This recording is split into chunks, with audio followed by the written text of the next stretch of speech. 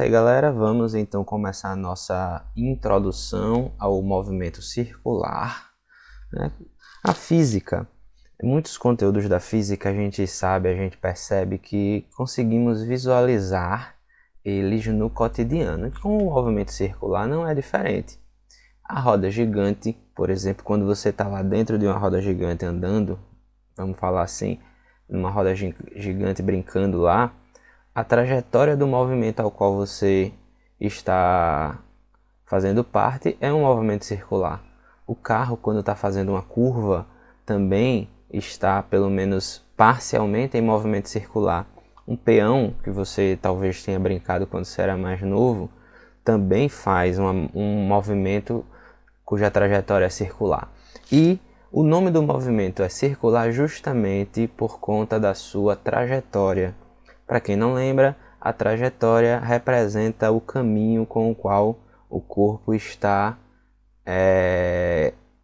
se deslocando, né? Daí a representação analítica do movimento circular, ok? Uma das coisas que causam-nos dificuldade e estranheza são as grandezas angulares, porque a gente começa a utilizar elementos do alfabeto grego. Normalmente as grandezas físicas, por exemplo, a gente usa S para representar o espaço, V para representar a velocidade, A para representar a aceleração. No caso das grandezas angulares e também para diferenciar das outras grandezas, a gente utiliza letras gregas, nós utilizamos letras gregas para representar as grandezas angulares. Neste caso, comumente a gente representa o espaço angular pela letra φ, a velocidade angular pela letra ômega e a aceleração angular pela letra gama.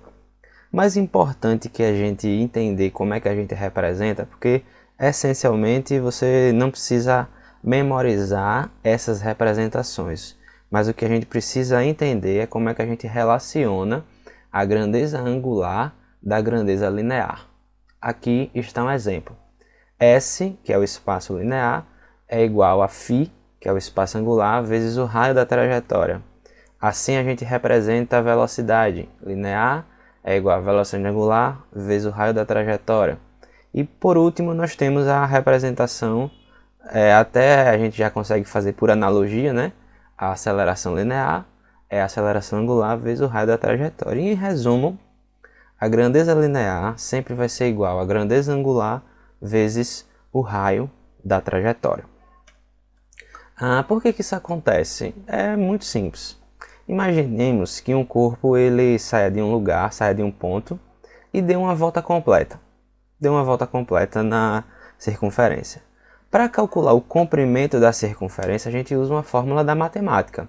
O comprimento da circunferência é igual a 2π vezes o raio. Mas por que aparece aí o 2π? Porque o 2π é referente a um ângulo de 360 graus. E você deve lembrar que 360 graus representa o ângulo para uma volta completa. A gente utiliza a nomenclatura C para representar o comprimento da circunferência e 2π o ângulo de uma volta completa. Se for um ângulo qualquer, não for exatamente igual a 2π, a gente vai usar o equivalente a esse ângulo que a gente não conhece, φ.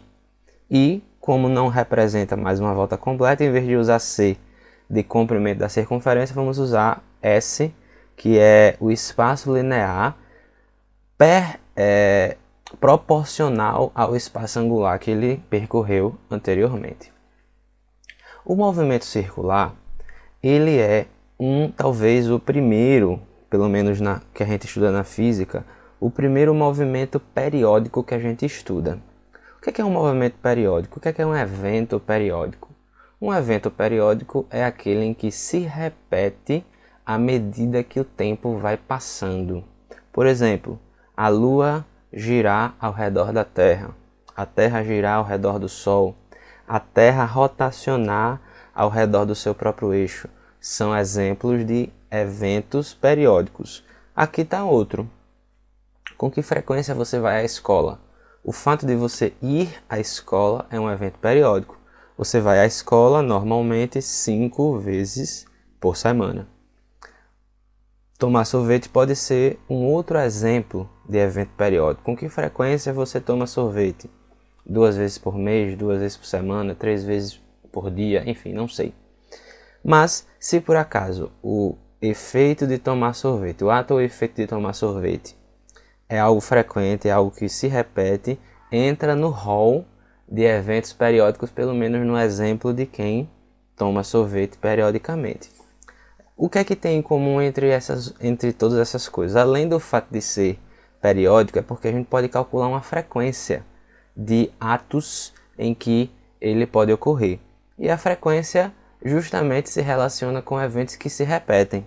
E para calcular a frequência é relativamente simples. É sempre o número de eventos em relação ao tempo. Quando eu respondi com que frequência você vai para a escola, a resposta foi 5 vezes, é o número de eventos, por semana, o tempo. Perceberam? Outra coisa é o período. O período é mais simples. Muita gente já ouviu falar nele. É o tempo necessário para que um evento aconteça por inteiro. No nosso caso, já que a gente está falando de movimento circular, o período é o tempo necessário para que uma volta aconteça por completo. Por exemplo, qual é o período de translação da Terra ao redor do Sol? 365 dias, porque a gente sabe que se a gente começa a contar de hoje, daqui a 365 dias a Terra vai estar na mesma posição que está hoje. Quando a gente faz a relação da rotação da Terra ao redor do seu próprio eixo, se você olhar para o Sol a esta hora que estamos falando agora, amanhã, 24 horas depois, você olhar para o Sol, ele vai estar praticamente na mesma posição. Por isso, os eventos eles são periódicos, porque eles se repetem à medida que o tempo passa. Existe uma famosa relação entre frequência e período. A frequência ela é o inverso do período. Por quê? Porque se o número de eventos for igual a 1, o tempo equivalente a um evento é justamente o período. E a gente representa o período por essa letra, pelo T maiúsculo aí, para diferenciar do T minúsculo que a gente representa os instantes de tempo. Bom, a unidade de frequência é o inverso da unidade de tempo, só que existem unidades famosas. Por exemplo, rotações por minuto. A gente vê lá, por exemplo, no giro do motor de um carro, né? Ele coloca lá quantas rotações por minuto o motor está funcionando. E existe também as rotações por segundo, que esta é a unidade de frequência no sistema internacional. A gente chama isso de Hertz. E aqui apresento a vocês a forma de converter de rotações por minuto, o famoso RPM, para rotações por segundo, o famoso Hertz. Se um corpo, por exemplo, faz 60 rotações por minuto, isso quer dizer que ele faz uma rotação por segundo, porque de RPM para Hertz você divide por 60. E faz todo sentido. Se em um minuto ele dá 60 voltas, é porque a cada segundo ele deu uma volta, já que um minuto tem 60 segundos. E por fim, vamos para os nossos exercícios. Bom, galera, vamos lá com os exercícios. A primeira questão aí já aparecendo na sua tela. Diz assim: o tacógrafo é um equipamento que mede o giro do motor de um carro e mostra em tempo real para o motorista o número de giros por minuto. Determine a frequência em Hertz e o período em segundos do motor de um carro cujo tacômetro indica 3.000 RPM. A questão indica para nós que a frequência demonstrada no tacômetro é de 3.000 RPM. Ele quer saber esta mesma frequência, só que em Hertz, e quer saber também quem é o período em segundos. Bom, para transformar a frequência de RPM para Hertz, lembrando da parte teórica, é só a gente dividir a frequência por 60. Então, 3.000 dividido por 60, a gente vai ter que esta frequência vale 50 Hz. Ok? Para descobrir o período, a gente pode lembrar que a frequência ela é o inverso do período. Consequentemente, o período ele vai ser o inverso da frequência. Ou seja, o período vale 1 sobre 50 segundos. 1 50avos de segundo é o período. Ok? Maravilha. A segunda questão, então, já está aparecendo aí na sua tela. Ela diz assim: a respeito do período e da frequência no movimento circular uniforme, indique o que for correto. O período é diretamente proporcional à frequência. Essa a gente já descarta. A gente sabe que o período e a frequência são inversamente proporcionais, né? Quanto maior o período, menor a frequência e vice-versa. E faz todo sentido, porque se o período representa o tempo necessário para dar uma volta, quanto mais tempo demora para dar uma volta, menor vai ser o número de voltas que ele dará em relação ao tempo. Faz todo sentido. Letra B. Sabendo que o período de giro do ponteiro dos minutos é de 1 minuto, podemos dizer que a sua frequência será aproximadamente de 0,017 Hz. Ele disse que o período do ponteiro dos minutos é de 1 minuto. Já sabemos disso. Ou seja, o período vale 60 segundos. Sabemos da questão anterior que o período é o inverso da frequência, ou seja, o período pode ser escrito como 1 60avos de segundo. Se você fizer essa conta, vai dar 0,017 Hz. Ou seja, a letra B indica tudo corretamente. Deve ser esta a letra que indique a resposta. Vamos ver as outras. Letra C. Se a frequência do ponteiro dos segundos é de 1 minuto, podemos calcular a frequência aproximada como de 0,17 Hz. Ele já começou errado dizendo a frequência em minutos. A frequência não é medida em minutos, mas em rotações por minuto, rotações por segundo. Então tem um erro conceitual nessa letra, não pode ser ela. A letra D fala a mesma coisa que fala a letra a frequência é diretamente proporcional ao período, não está certo. E a letra E, um corpo de giro com frequência de 20 Hz possui um período igual a 0,02 segundos. Vamos testar. Ele disse que a frequência valia 20 Hz. Quer saber quanto é que é o período? O período vai ser, para a gente ir um pouquinho mais rápido, já vou colocar direto, 1 20avos. 1 20avos é equivalente a 0,05 segundos. E a questão diz que vale 0,02, ou seja, não pode ser a letra E. De fato, a resposta é a letra B, como nós tínhamos previsto. Ok? Passando então para a terceira questão, já aparecendo aí na sua tela, diz assim: um corredor mantém em uma pista circular uma velocidade constante de 2 metros por segundo e completa uma volta em 80 segundos. Determine a frequência de giro do corredor e o tamanho da pista circular. Vamos anotar os dados. Ele disse que a velocidade do corredor é de 2 metros por segundo e ele, para completar uma volta, demora 80 segundos. Ele já deu o período. É um ΔT, mas é o ΔT para uma única volta, então é o período. Ele quer saber a frequência e o tamanho da pista, né? Qual é o comprimento da pista. Bom, para descobrir a frequência, é só a gente utilizar a relação que a frequência é o inverso do período. A frequência, então, vai ser 1 80avos. Quando a gente fizer essa divisão, vai dar 0,0125 Hz.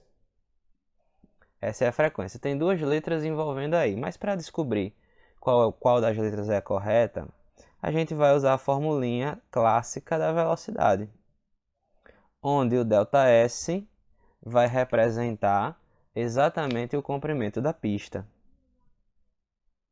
O ΔS vai representar o comprimento da pista. Por quê? A velocidade vale 2.